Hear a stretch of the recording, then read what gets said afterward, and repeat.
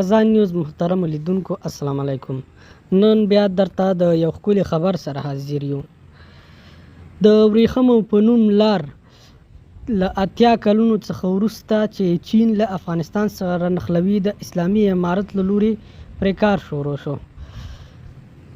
دغه لار چې 369 میلیونه افغانۍ لګښت پرې راځي، د بدخشان ولایت د واخان سیمه کې چین ته ورتېره ده.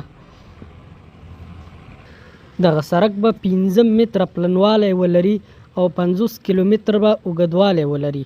د افغانستان د کلیو پراختیا او بیارغونې وزارت وایي د دغه پروژې له ټول ټال لګښت 369 میلیونه او 9,220 افغانۍ ده، چې دغه ټول لګښت د دغه وزارت له بودیجې څخه ورکول کیږي.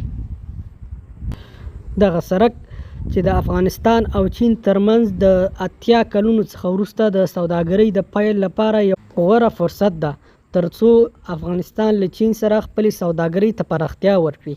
دا په داسې حال کې ده چې په تېره کې له ایران او پاکستان سره افغانستان د سرحدي ستونزو له امله ځینې جګړې کړې وې، خو له هغې وروسته چې په تورخم کې له افغانستان او پاکستان جګړه وکړه، پاکستان د ټولو بین المللي او همدا ډول عرفي قوانینو خلاف د تورخم تجارتي لاره وتړله.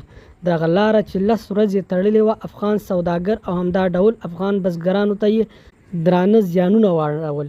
د دې ترڅنګ چې دغه لارې افغانانو ته زیان واړول، پاکستانیان یې هم زیات زیانمن کړل.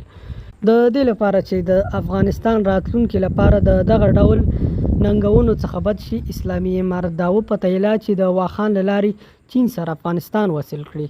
چین د افغانستان د محصولاتو لپاره یو غوره بازار ده. د افغانستان جلغوزي، چهارمغز او نورې وچې میوې په چین کې ډېر ښه بازار لري.